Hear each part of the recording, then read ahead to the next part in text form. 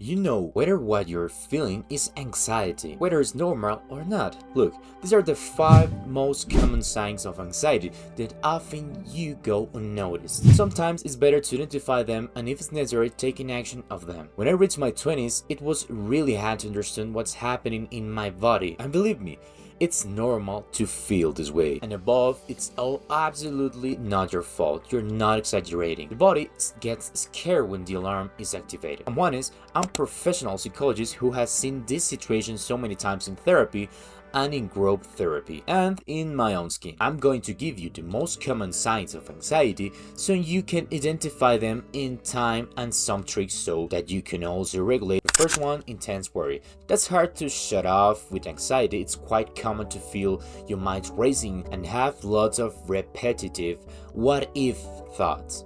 What if it goes badly? What if doesn't turn out the way I hope? We are always anticipating the worst. It's hard to let it go, right? Even if you know that holding on to that thought isn't very useful. And sometimes it can include the need to seek reassurance or thinking it over and over again. Your mind goes into danger mode, or nervous system goes into defense mode that tries to survive at all costs by preventing dangers. But it ends overestimating the risk and underestimating your ability to cope with it. What you can do. The first thing is to come back to the present. For that, it's important to level the thought.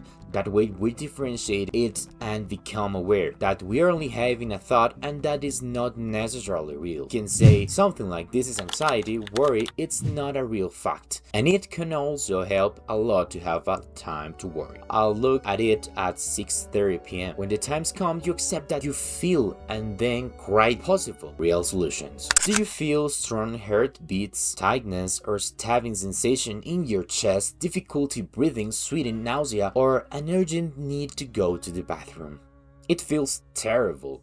When I got into my 20s, I didn't know these things could happen and I already feel like I was going to die. From cardiac arrest, like I was having a heart attack. There's even a sensation of losing control. It's a feeling that's hard to describe, feeling you're going to go crazy. I get you. When it happened to me, I got very scared. And here's something very important. Anxiety can feel very strong in the body, but if you have intense chest pain, fainting, shortness of breath that doesn't let up, or new and very severe symptoms, seek medical attention immediately. Sometimes it seems like anxiety, but it's better to rule things out. Why does this happen? When we are very nervous, our nervous system activates very strongly and by default switches into 2 modes. Fight or flight. Adrenaline is released and the body prepares to react. The hearts speed up and pumps harder. The muscles tense up, breathing changes, and yes, even if you say I'm not hyperventilating, sometimes we hyperventilate without realizing it, and that causes dizziness or tingling. What you can do. Breathing is an excellent tool. Breathing with the diaphragm, it's much better, and if you don't know how to do it, there are good tutorials on YouTube for it. Restlessness and irritability. When your nervous system is highly activated, anything alerts you.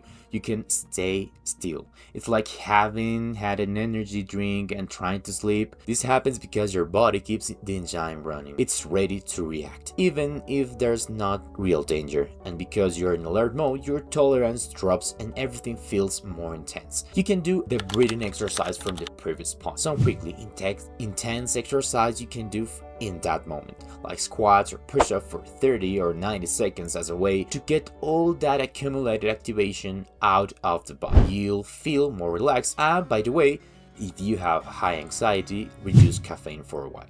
For many people, it increases symptoms. For now, if you have some symptoms, it's better to avoid coffee and energy drinks, which brings me to the next one. Sleep problems. You take a long time to fall asleep, you wake up in the middle of the night and you can get up tired even if you slept many hours. When I live something similar, waking up without having rest and can make the anxiety cycle increase. Sleeping requires a state of safety that you're not going to die while you sleep. It sounds a little bit extreme, but your mind only knows about surviving or not survive. And when you're anxious, it does everything possible to alert you all the time. The mind will constantly be producing cortisol. You can also have more trouble sleeping if when you get into bed you're thinking and you use your bed as a place to worry or think. what you can do? You can do two things. Either you do a mental shutdown by writing in a notebook write 3 columns: worry, concrete action tomorrow, and let it go for today. For example, worry: what if tomorrow goes badly in the meeting? Action tomorrow: review agenda 10 minutes at 9 a.m. and prepare 3 key points. And let it go for today: I can solve the outcome today, I can only prepare. Or if you can sleep, get out of the bed and do something boring and in low light.